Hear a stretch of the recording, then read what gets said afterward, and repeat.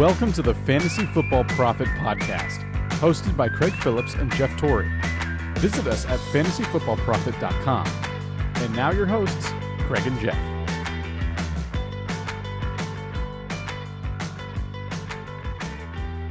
Welcome everyone to the Fantasy Football Prophet Podcast. I'm Craig Phillips, joined as always by Jeff Torrey, and today we're wrapping up our rankings episodes, the early ranks. We'll get back to ranks later on, right before the season, but we're ending it off with tight end ranks today. We're going to go through our list here, go through the first, 15 to 20 players, something like that, see what we got here, see if there's any consensus between me and Jeff on how we ranked them. But before we do that, make sure you guys go check us out on Instagram at Fantasy Football Prophet or Twitter at the FF Prophet. The website's fantasyfootballprophet.com, where you can go click our rankings and see all of the ranks we have up there for quarterback, running back, receiver, all of that. You can check them out there. And I think we'll just jump right into this thing here, Jeff, because the beginning of this list isn't too crazy, I would say. It's pretty, Travis Kelce, number one. Right? No real craziness there. We both put him number one, and we both put Kittle number two. So, I have seen some people put Kittle number one, but I guess I'm fine with that. It's whatever, but I think it's Kelce, Kittle, 1, 2. If you want to put Kittle, go for it. Most people put Kelce there, but pretty easy number one and number two here. I don't think any argument against it. No, there shouldn't be. And I don't mind the Kittle. I think that one is kind of the light upset. If you want to be like, okay, Kittle because Kelce has been so dominant. The last 4 years, he's been number one, 3 of them, number two once in 2017 before Mahomes really came on. He's just that good, and you know exactly what you're looking for, what you expect when he's playing for the Chiefs. And Kittle, unbelievable talent. He is really good, very, very good. But I'm still waiting for that connection with Garoppolo to help his touchdown ceiling kind of raise. Other than that, he's tremendous. If he didn't miss 2 games last year, he probably would have been neck and neck with Kelce, as I believe they averaged the same amount of points per game technically. But because he missed a few more, that's the only thing that held him back. But we'll see. But yeah, Kelce, Kittle, I think that is a very, very solid 1-2. They're your difference makers, really. Yep, they are, and it's pretty. It's really. I don't think we have to go into it too much. They're good, and I don't mind. Again, it depends on in a draft if I'm going to actually go for these guys. It all depends on what's available, maybe late 3rd round, early 4th round. I say that's where I'd like to get them. I know they go earlier than that a lot of times, but there are 3rd round. I would look at getting one of these guys if I don't love the rest of the players around, or if there's a group of players I think are very similar. So, I've been thinking about this strategy, and we'll have to do some mock drafts, but I really don't know if I wouldn't mind somehow pulling off getting Lamar Jackson, Travis Kelce. Can you pull that off? I actually wouldn't mind that team. And then the rest of get a running back with the first and get those 2 guys somewhere. And I know it's a little different than what we normally do, but I feel like there could be an advantage to having one of these tight ends. Without doubt. Obviously there is. They're that good. The question will be, how much better are they from here to, say 3, 4, and then even below that? Are there people that can jump up? I'll tell you, in years past, there has been not really. You were trying to guess. There were a few that kind of make the huge jump. Mark Andrews did last year, but can you bank on that? Do you know another guy that you can get that much lower? I don't know. Do you have anyone in mind that you think can kind of compete at their level? At these 2, not really. I don't know. But I wouldn't have thought that from Mark Andrews last year either. I actually liked Mark Andrews. I drafted him all over the place. I don't think we really talked about him in the preseason, though, or in the episodes leading up to the season. I guess there could be a guy here later on that you get that could be this level, but it's not. It's not likely. Those 2 are just so far ahead of everybody. Yeah. And I'll say, then I think we'll jump to our 3rd and 4th, because these guys are the step below them. But it's a tie for us. We went Mark Andrews, Zach Ertz. I went Ertz, Andrews. You went Andrews, Ertz. I think they're very interchangeable at this point. Ertz has kind of fallen out of that top. It was a top 3 before. Now it's really a top 2. Ertz slightly fell off, and it's really because of Dallas Goedert, I would say, right? That's, I think, the main reason. Goddard does take away some from him. Absolutely. And Look, Ertz is getting a little bit older. He's still one of the best tight ends in the game. And my question will be, will Philly be able to get that passing game up to a level where, hey, people can't just stare at Ertz the whole time and say, we're going to take him away because you have an aging, Alshon Jeffrey, and you have, whoever it may be on the other side. Can some of their young guys implement enough pressure, Miles Sanders, someone, to help Zach Ertz out a little bit? And that's really what it comes down for me. And then Dallas Goedert is a big one. I do think that he will cut into Ertz, but if they're smart about it, both of them will see plenty of targets, which, they did last year as well. I think Goddard will only get better. I think they will target him more. And maybe Ertz won't have this massive, share of the receiving yards like he has in the past. And that is kind of what made me a little bit more leery. And that's why I put Mark Andrews above him, even though I do think that Ertz is better. But, hey, Andrews has more of a touchdown upside now. And he has clearly shown himself to be probably the top target on that Baltimore team. I would say, I guess the only worry I have is, was he too touchdown dependent? He had a lot less catches than Ertz, but I guess with this offense, you just hope good things happen again. But I get more worried where there's a guy who had just had a big touchdown number the year before. That until I see multiple seasons of it, it's hard to trust it. But I think he's that player. I think Lamar Jackson's that good. They'll find him in the end zone. So I'm not that worried about it. But I guess that would be my only hesitation. Is Ertz has just been more consistent. Even in a down year, Ertz still had 80-some catches and 900 yards. So that's where I just went Ertz just ahead of Andrews. Yeah, and I totally get it. My thinking, and once again, I can't really knock you for it, Ertz is the safe pick by far. I know that Mark Andrews outscored him last year, but like you were talking about, 10 touchdowns is a lot. And we even saw Kelsey, someone of that caliber, with that caliber of a QB, regress from whatever it was, 8 to 5 or 10 to 5, whatever he had 2 years in a row. Mark Andrews, the thing that I like a lot about him, and when I say he established himself, he was the number one target on that Baltimore team. He had 98 targets, and that is the next place was 71 from Marquise Brown. And then after that, it went to 39, who was Hayden Hurst, who is no longer with them. So I'm not saying that his target share is going to increase that much more. I think he'll be over 100 because they're going to run the ball. They're going to do all this stuff. But I think that the passes he catches because of the offense they play will be for bigger gains. And I do think that he'll be slightly more productive in the red zone than Ertz will. So I'm banking on that, but that has to come true especially if it's like a PPR or something of that nature, which obviously would shift it over to Ertz a little more. So that's kind of the thinking. He just has more of the home run threat written all over him. All right, number 5. We both put him at number 5. It's Darren Waller from the Raiders. He had a great season last year. 90 catches, 1,100 yards, only 3 touchdowns. So I guess you say there's a lot of room to jump for him if he can pull off that same kind of 90 catches, 100 or 1,100 yards, and if he's able to get a few touchdowns, he could really vault quickly to that top tier. Because, the receptions and yards are there.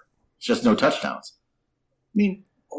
Will that change? Who knows? But, he was pretty good. Like, he started the year really good. He had a little bit of a lull there in the middle of the season for a few weeks. Then he ended pretty strong again. He just had a really good season. And, yeah, if they can get a few more, as the Raiders in general weren't scoring a lot of points. That's part of it. But if they can get him the ball in the end zone a few more times, he could really be a threat, with Kelsey and Kittle up in those kind of numbers, I believe.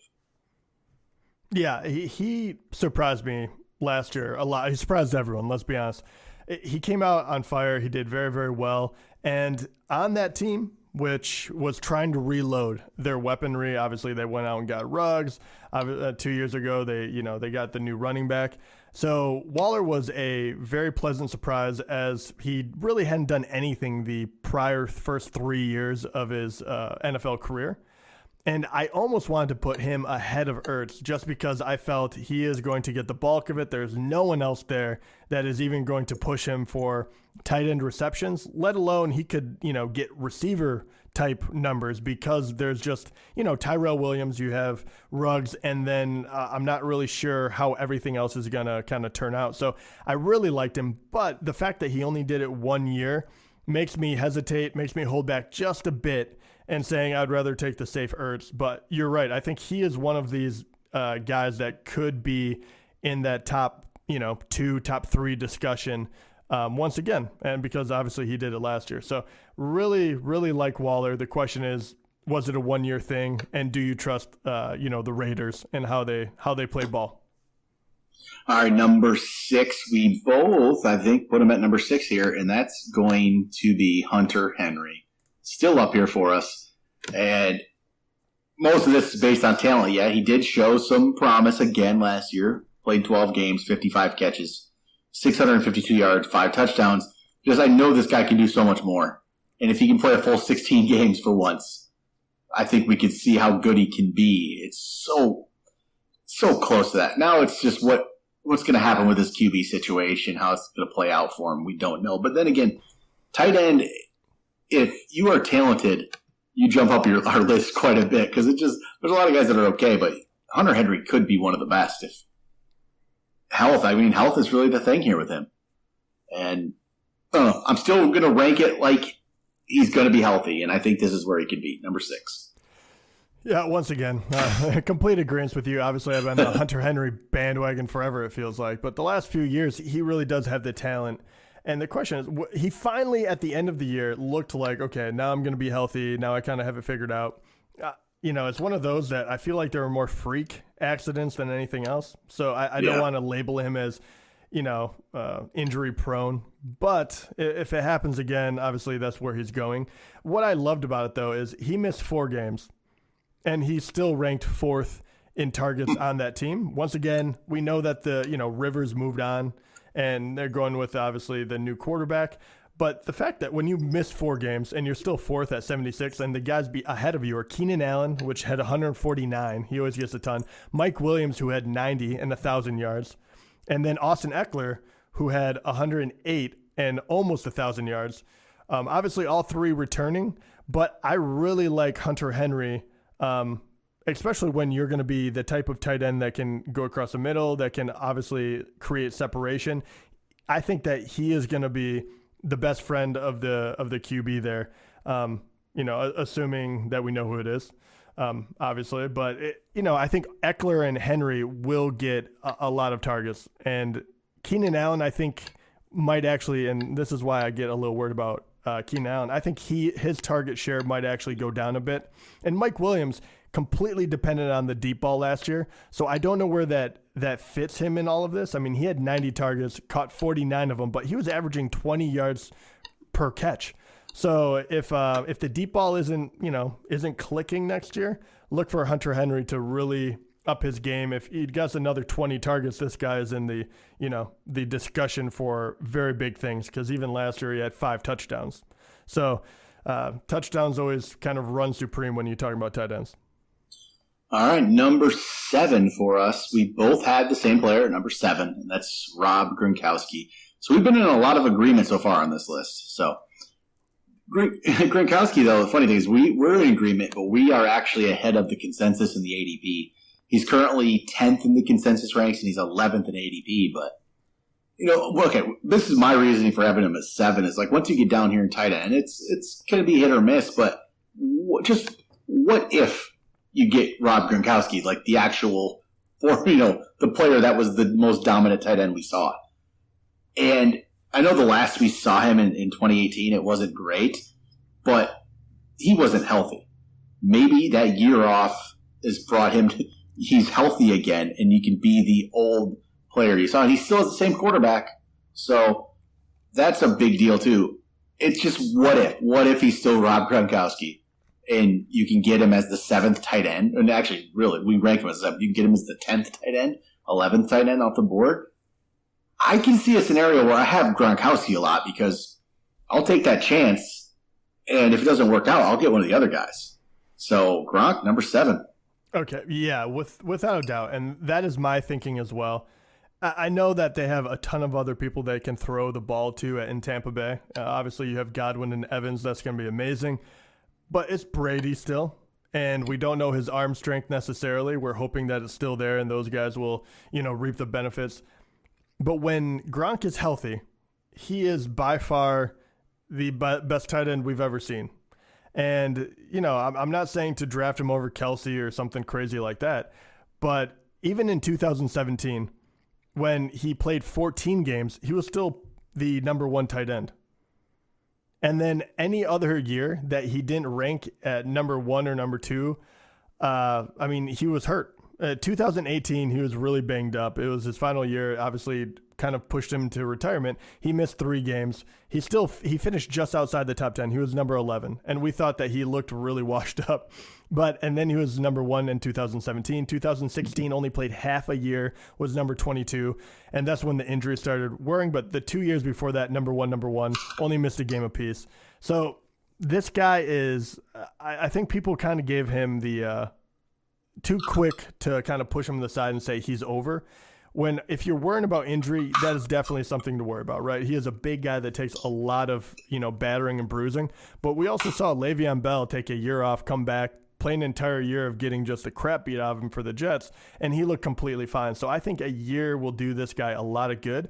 And I don't need him to be the dominant Gronk of, 2014, 2015. 2017 would be just fine for me, and that would put him square in the position of a top 3 tight end, and he could still miss a few games. So that is what I'm hoping for. That is why he's here. He has huge upside still, even I agree. Where he's at. Yep. All right, number 8, we put Evan Engram at number 8. He was 8th for me, 9th for you. Another guy with, I don't want to put the injury-prone label on him necessarily, but he's been injured a bit. He showed a lot of promise his first year. The last years, with the injuries haven't been great. I guess, I'm not really enthused by this for some reason. I think this is where he probably should be ranked, but I don't necessarily love it. And we're actually low on him because Engram right now in consensus ranks is 6th, and he's 7th in ADP. But there's something about it where I'm just not in love with it right now. I know a lot of this depends on just Daniel Jones take a big step up, and Engram then goes back to his level of a couple years ago, and then, we get an awesome tight end, and he really should be higher. But I don't know, something about it where I'm just not there with this one. Yeah, I know you say don't put the injury-prone thing on him, and I kind of went to Hunter Henry, but I do feel that he's a little bit different. They're not necessarily like quirky things. They haven't been the same, but they're kind of legitimate NFL injuries, and I do worry about that. And they take him out a lot. No, he went from playing 15 games his rookie year to 11 to 8. And I would be a lot higher on him if it wasn't for that injury concern. That's the only reason I docked him and put him number 9 is because if I'm going to go out of my way to go and get this tight end, I have to believe that he's going to play, more than half the season, right? And on top of that, I don't know what his touchdown potential really looks like. If the last 2 years he got 3 and you still have a second-year, quarterback. So, things are kind of shaky with that. The thing I really do love about him, though, is he's by far the best kind of receiving option on that team at the moment. I like Sterling Shepard for the most part. I like Golden Tate. But even those guys couldn't stay healthy last year. And Evan Engram played half the year, and he still got 68 targets. Turned that into 44 receptions, almost 500 yards. Not mind-boggling numbers, but for half a season, that's pretty good. So it does show that he does have some sort of chemistry, and they are trying to get him the ball. And once again, we say it a lot, but if a young quarterback, inexperienced quarterback, the tight end can be really helpful to, for you. So if you're not throwing to Sterling Shepard or Darius Slayton down the field, he's a great guy to do. So. You know what? I'm going to let someone else take him probably, but if he fell to me like later, if I could get him at number 9, he's worth it because I think he has a huge upside if he can stay healthy and that offensive line is better, and I believe it will be. So we'll find out. But yeah, he worries me a bunch too. All right, number 9 for us is Tyler Higbee. He's your number 8, my number 10. I'm very intrigued by Higbee because if what he did in those last 5 games of last year is really what he's going to be this year, this guy should be like number 1 or number 2. You know what I mean? Like his numbers, those last 5 games were just unreal. Where he seemed like all his numbers, all his yardage were in those last 5 games, basically. He went 107, 116, 111, 104, 84. It was unreal. The Rams completely changed what they were doing for those games. This is why his numbers went different. Before that, in the first, basically the first part of the season, first half of the season, he was playing 30, 40, 50, maybe 60% of the snaps at most. I think he had 64% one game. And then in this stretch of 5 games, he played 91% of the snaps, 97, 85, 89, 96. So they completely changed what they were doing. Higbee was on the field all the time. And they were looking for him. His targets were ridiculous. 8 targets, then 11, 14, 11, 12. They just completely flipped what they were doing. And you just wonder, though, does this translate to the next year? I mean, McVay's not a guy who's just going to sit around and play the same offense anymore if it's not working. Even if people are going to know this was what they were doing, you don't know what he's going to come out with this year. Don't know if Higbee's going to be an option like this again. It's hard to say. But that's why it's so intriguing. But I think that's why we have him in a pretty decent spot where we're not ranking him based on what he did these last 5 games, really. If we did, yeah, he would be higher. It's just, is this a thing? I don't know. It's 5 games. He did it for 5 games. That's still it. And yet he became a top 10 tight end, top 10 for the season in basically 5 games. So, yeah, it's very, very interesting. I don't honestly know what to think or what to do with this one. Yeah, once again, he worries me. It's kind of like a Darren Waller, and he's done it 1 year. And you're kind of, why did he do that? And I guess these are the things. I really like him. I would be very happy if I got him. My questions are, number one, is Everett, who is a, athletic tight end, is he going to start soaking up some of that? Because a lot of this was happening when he was banged up. And a lot of injuries had occurred when he was, soaking up all these targets, right? I mean, I don't think you had Cooks, and, obviously why they kind of got rid of him. Kupp is always up and down, battered and bruised. They couldn't get their running game going. So if you watch the tape on this guy too, they were throwing him a lot of screens and getting him in space because no one was expecting it. He's a big guy. I think it was 6'6". Yeah, 6'6", 255. He is a very athletic tight end and a big man that can run down the field. So they were finding very unique ways to get him the ball. So will that continue, or will they find a new toy to kind of throw those little dump passes to? And on top of that, I think they were really making up for some of their offensive line play. They're trying to get it out of Goff's hand quicker. And I believe that will continue. That's why I ranked him here. I believe all of this will continue. But that is a worry because you never know, like you said, McVay or what they're going to see, or if an injury occurs on the line, or whatever it may be. So I like him. I think he's better than Everett. I think that he will continue to get a lot, especially now that they got rid of Gurley, rid of Cooks. A lot of people are saying that they're going to the 2 tight end look, which will only help him. So yeah, I like Tyler Higbee. He is very, very interesting. And if I'm waiting on a tight end, he is definitely one of the guys I'm looking for to see if he falls, because I would rather take a golden ticket with him rather than put a lot of draft capital in someone I'm not really sure about. Mm-hmm. Yeah, I'd love to get on my team because hopefully don't have to really, it's not much risk to get him. So yeah, where does he rank currently in ADP? Let's see here. ADP, he is currently 9th right now, tight end. Okay. So he's right there. So pretty decent spot. All right, number 10. Number 10 for us is Austin Hooper. He was my 9th, your 10th. He was good, pretty good with Atlanta, but Atlanta has, a much better passing offense than Cleveland. I think you could say that. I don't think it's a stretch. So I guess that's my worry with Hooper is he goes to a team where they struggled last year. There is other people to throw the ball to as well. I mean, there was that in Atlanta too, but they're going to run the ball a lot here in Cleveland. And I think that's what they want to do. I think they want to run the ball a little more. I just don't know if his numbers are going to be that great. I honestly don't know. I've seen some people really overrate Hooper. I've seen him in the top 5 in some rankings. That's not where he is going consensus-wise. He's right here about 10, 11. But I think he's getting a little overhyped. And I just don't know if I see it with Cleveland. I think this is a decent level for him. I think this is where he should be. I'm not totally bought into this because I think he's a good player, but I don't think he's a special player.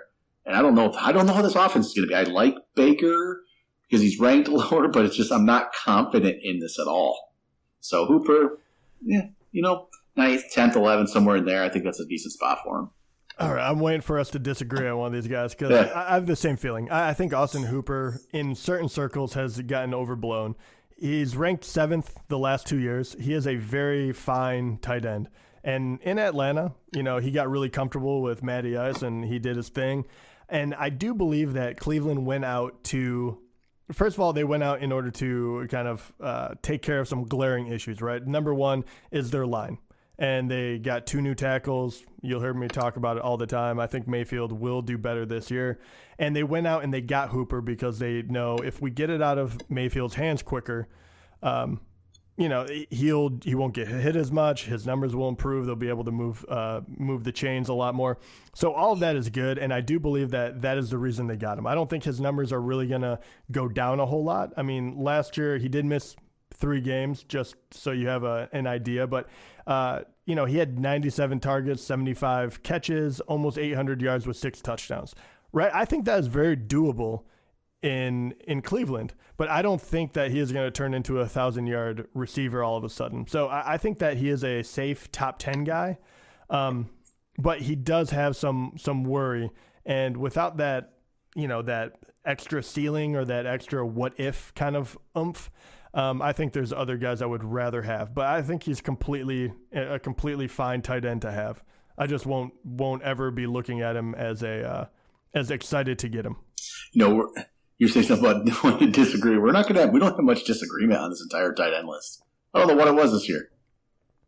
We have 2 players coming up, one that we're 5 spots apart and then one we're 6. But other than that, we're like 1 or 2 spots apart on each player. That's just, I guess it's just tight. I don't know. We're right. Like, here's the next one, which I think we're both going to be in agreement on this guy where we probably don't even feel great about where we rank him. So number 11 is Jared Cook. You have him 12th. I have him 11th. So I think we both kind of feel – I know this is how we rank him here because I think maybe he should maybe be here, but I don't love it at all. And the funny thing is we don't love that. We feel like we have him ranked too high, but we have him much lower than the consensus in the ADP. He is currently number 9 consensus tight end and number 8 in ADP. And so my thing with Jared Cook always has been he's been so up and down in games and stuff. And you know what? I don't really think that was any different last year. For some reason, people seem to, I don't know, maybe his reputation's a little better than that. But he had, so here's a game where he only had 2 targets. That's 2 targets, okay, against San Francisco. 2 targets. But both of them went for touchdowns, 2 for 64. So, I mean, 2 touchdowns, yes, it makes it look like a good game, but he only had 2 targets that entire game. He had 4 targets the next game, 4 targets the next game, 2 targets the next game. But so in that stretch right there, that 4-game stretch to end the season, he had a total of 12 targets, right? That's it. 12 targets in 4 games. That's not very good. But he had 5 touchdowns. Yeah. That's way too touchdown dependent for me. 5 touchdowns out of 12 targets. For me as well, and people will look at his numbers, and they're pretty good. They are good, but he obviously does have a knack to get in the end zone the last couple of years at least. He finished 5th and 6th, respectively. I mean, it's been great, 2 different teams. But he only had 43 catches. Yeah, you look at the numbers, and they're definitely inflated, and he's done it 2 years in a row, so hats off to him. That's great.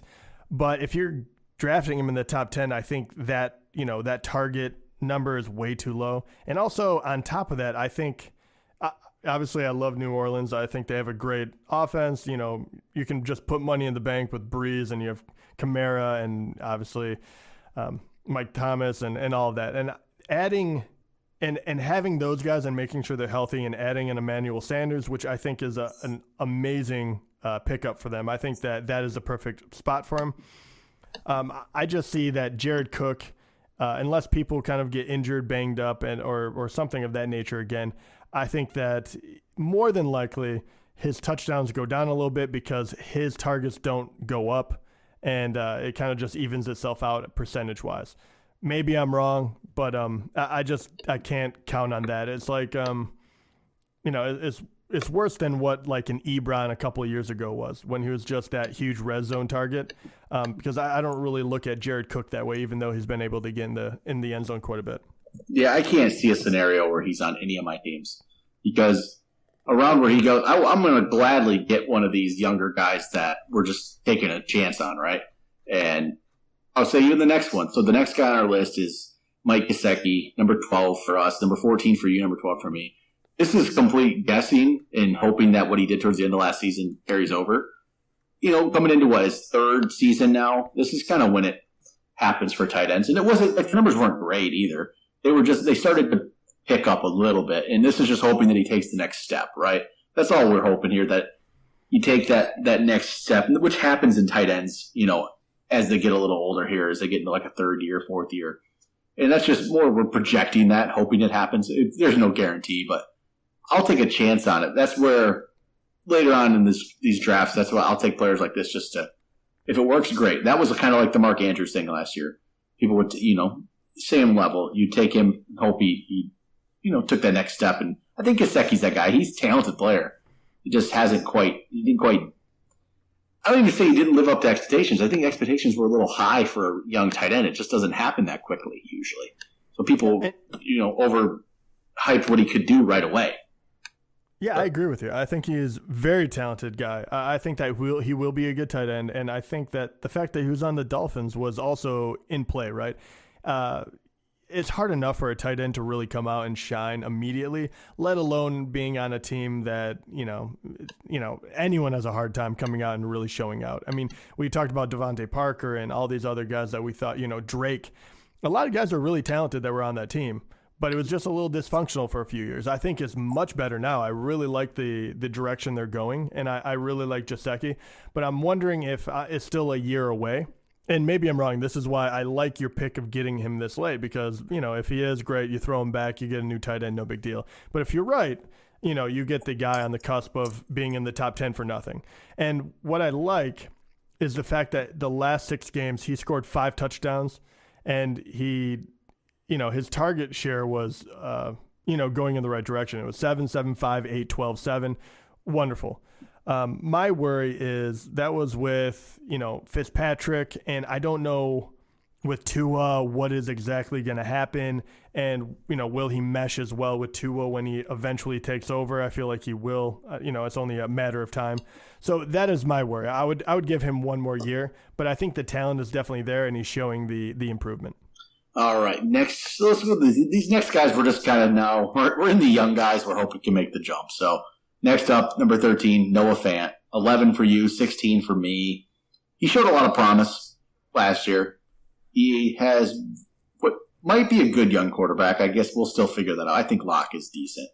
And a good young offense, which, again, could be, or it might just not all work out yet. They might be too young. It might not, pan out. But Fant's a good one here. I mean, just thinking, again, does he take the next step up? And that's what we're just kind of hoping here. So we're the furthest apart on this one, but it's just, honestly, there's a lot of guys in this group that you could kind of interchange, and you can put them anywhere. Oh, yeah, right. Okay, so I had Fant a lot higher than you. That's what you're saying? Yeah, but the next guy, say it's Fant, and then it's Goddard, and then it's Hockenson is our ranks right now, which you could throw those guys anywhere. Yeah, and I feel like those guys are – okay, I would say this. Goddard actually has proven it, that he can be the guy. The problem with him is he has Hurst ahead of him, right? Yes. And do you take a guy that is going to be the number 2 tight end, even if he is the best number 2, in the league, compared to I'll roll the dice with Hockenson or Fant, even though I've seen – Hockenson maybe one game of just dominance, and then I've seen Fant kind of, ball out in 4 games or so. That's the question. And, I really like Goddard. I have a hard time kind of moving away from him completely, but that Hurst thing is always going to be the hindrance. But I think that even last year I said he was going to be worthwhile playing because I thought he was that good, and he was. And he was, tight end 1 capable. And I always, if Hurst does go down, that guy is going to be worth his weight in gold. He's going to be that good. But I don't know. I guess that's the question. Where would you put Goddard compared to a lot of these younger guys? I know Kosecki would be above him, What about Fant? What about Hockenson? Some guys that have not established themselves as go-to yet. So I put Goddard below Hockenson, but he's actually one spot ahead of Fant, so he's right in between those guys. It's right. It's hard to say. I mean, because the thing with Goddard is, this is probably where he is this level right now. But if there was an Ertz injury, Goddard can jump. And these other guys, maybe they make the jump, but it's just because of they take another step, which we don't know if it'll happen. But Goddard, I think, is there. I think he's ready to be that guy already. He is ahead of these guys, and if he was put in any one of their situations, we'd easily have him as a top 10 tight end without an issue. We wouldn't even think twice about it. Oh, I'd have him way higher. I mean, he was 10th last year as tight end, and Ertz was number 5. So I guess the thing is, I don't know if I want him to be my actual tight end though. Right. And I love getting him as a second tight end now. This is something I never used to love doing in the past, is getting a second tight end or a second quarterback. But now I kind of think it's a good way to go. And because you could get the guy who could make the jump that you might not have put on your team before. Like you probably wouldn't have had Lamar Jackson on teams last year in some situations if you weren't carrying 2 quarterbacks, or maybe I might not have Mark Andrews last year if I wasn't carrying a second tight end. Right. So I think it's worth getting.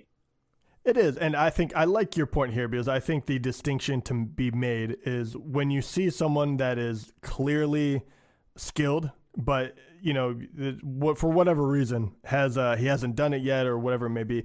That is when you go out and get that number 2, right? And that is why I got Lamar Jackson as technically I drafted him as number 1, but I was it would be easy to replace him. Exactly. And that's why you went and got Mark Andrews, because hey, this guy is incredibly talented, and if Lamar works out, then I'm going to be in the money. And you played it correctly. So I think Dallas Goedert is that guy. Even without the injury to Zach Ertz, he would be helpful to your team. And if that did happen, which we all don't want it to happen, then that is amazing, and you got him really late. But yeah, and going back to Noah Fant just for a moment, I will say that I really like the way that he can play. He doesn't really look like another tight end. He kind of looks like a third wide receiver out there. And I think that will be very helpful. And he really has the after the catch ability to make something happen. He's a very fast tight end. So that is kind of why I kind of bumped him up, because once again, young quarterback and a guy that is really coming along, and everyone on that team is young. So there's no one that demands that the ball there. I mean, you have Sutton that probably does, but this will be his 3rd year in the league, and then you'll have Jerry Jeudy, and then you'll have Fant, and then, so everyone's young there. So I like the fact that I think Fant will do okay. And then there's just a couple more guys here I guess we could talk about. Hockenson was 15. Again, showed some promise as a rookie. His first week 1, he was great. Injuries kind of slowed him down.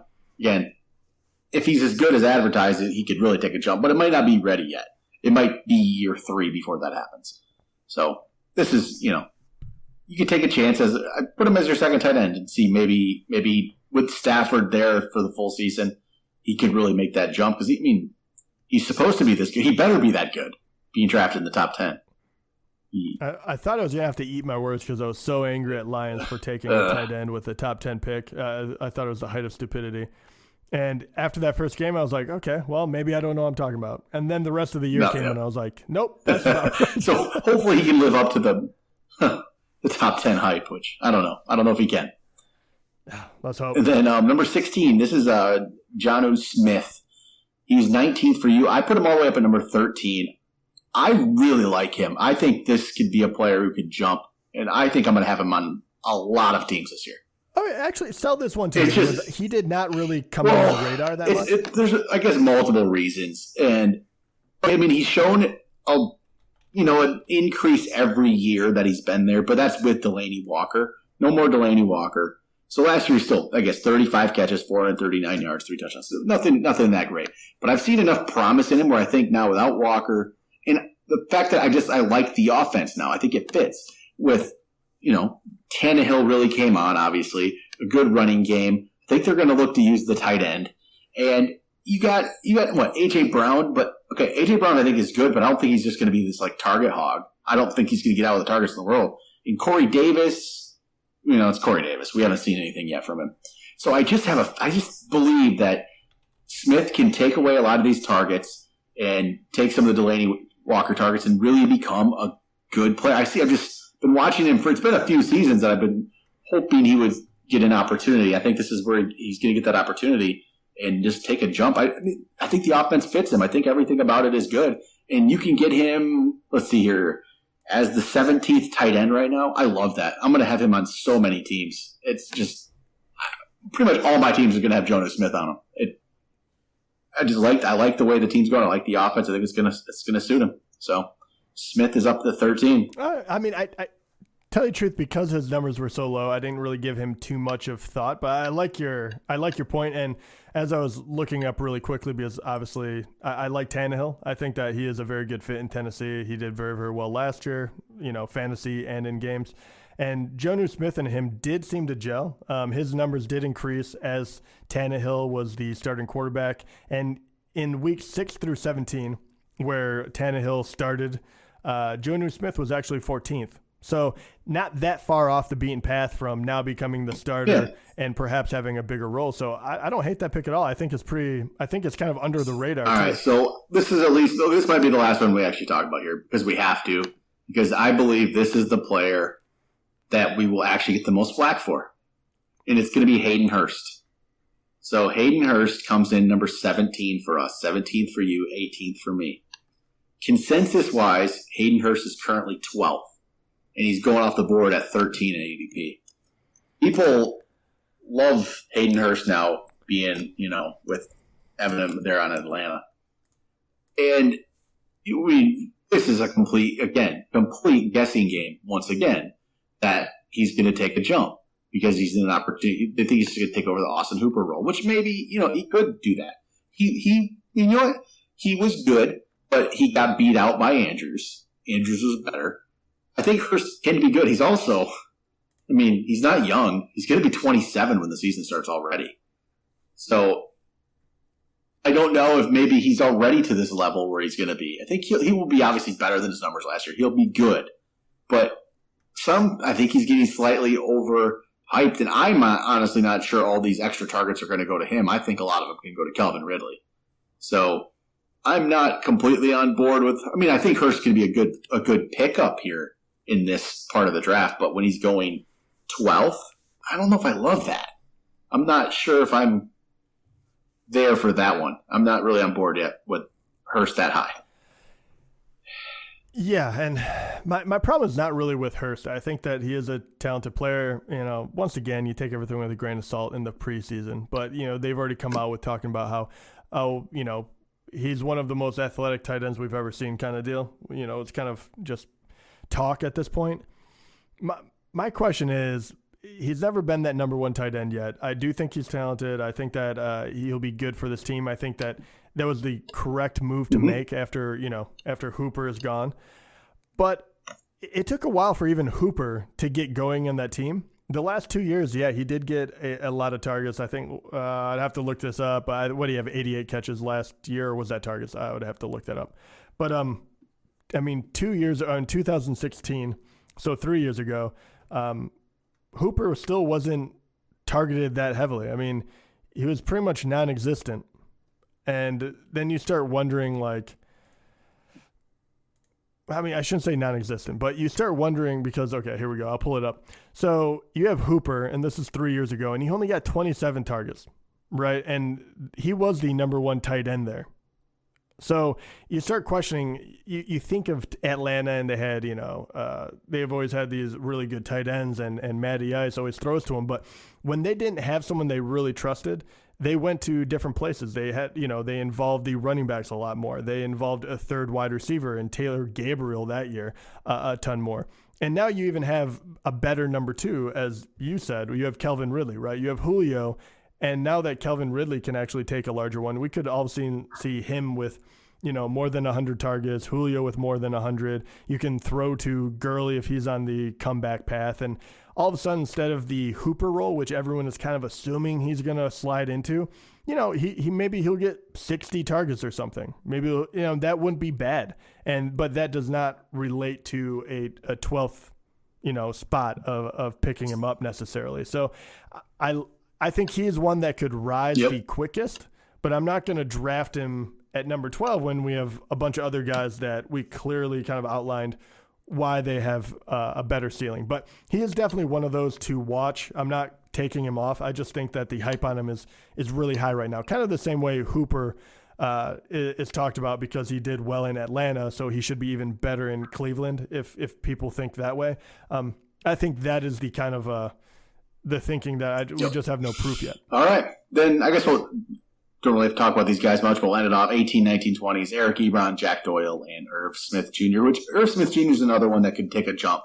It depends on how he gets used. And, obviously Rudolph's still there. So Rudolph's really like going to be the red zone target yet. And I think that's going to hurt Smith. But Irv Smith could be he can jump too. He's a guy who has some potential there. Yeah, I like him to jump as well, but once again, there's no proof. Exactly. He's just very athletic. Obviously I like Jefferson, but you did get rid of Diggs, right? And if Thielen, he was hurt last year, all of a sudden you might actually need the guy. So, hey, I think that he is a very talented guy, and I'm waiting probably one more year on him, but I do think that eventually that guy is going to blow. All right, I think that is going to do it for tight end ranks. So, Actually, I do have one more. I have to because it's more of a team, right? But this is a very none of them or whoever that's going to be did not show up in either of our top 20. But the question becomes Seattle Seahawks. Yeah. So last year, between 5 tight ends, Seattle threw to their tight ends 106 times for 7 touchdowns, and whoever was in there did very well. We even had love for Will Dissly for a little bit, and who was the guy after him? Oh my gosh, yeah. I mean, they're kind of no-name guys, and now they do have Olsen. So I mean, it's just, is there any thought to that? Because whoever's number 1 there, if he doesn't get hurt, he tends to do very well, and I think that spot is being overlooked like crazy. Does any of these guys kind of interest you, and who do you think will be the number 1? I mean, I think they're going to try to have it be Olsen. But I don't know if I love that. I don't know if Olsen has anything left. And because of that, it might just take away from somebody like maybe Dissly could have done that. Funny thing is with Dissly, his ranks right now, so he's currently ranked consensus-wise 30th, but he's going off the board 20th. Dissly's actually going off the board 20th in ADP, with Olsen is at 25. So, people are but he's consensus ranks, it's Olsen at 24, Dissly 30, but the ADP, actual people drafting, Dissly's going ahead of Olsen.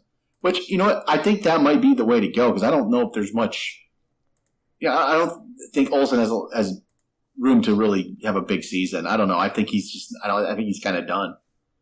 And I think Dissly could be the pick. I think I'm just going to stay away right now and wait and see what happens, obviously. Just wait and see if one of them does emerge, if Dissly does emerge, because I just can't see it being Olsen really right now, honestly. I can't see it happening. Just not there. No, it's crazy.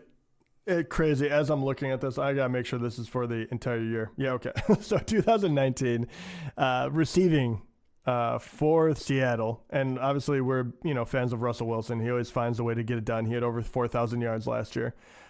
Number 1, can you guess who the number 1 and number 2 receivers was it on not their team Lockett were? and Metcalf? Okay. Oh, it definitely was, but by a large margin, right? So now, can you guess who the number 3 was in both yards and targets? Number 3. Yeah, I don't even know who it would be. Is it Dissly or is it a running back? It is a tight end, but it is not Dissly because he only got to play 6 games, right? So he had 27 catches for 260 yards, 4 touchdowns. The number 3 on the team actually was, with playing 11 games, was Jacob Hollister, right? who was the other tight end. 59 targets, 350 yards, and 3 touchdowns. So if that turns into one person, you're talking about a very, very good tight end, which is kind of crazy, right? I mean, especially we do know they use them in the red zone. They do catch touchdowns.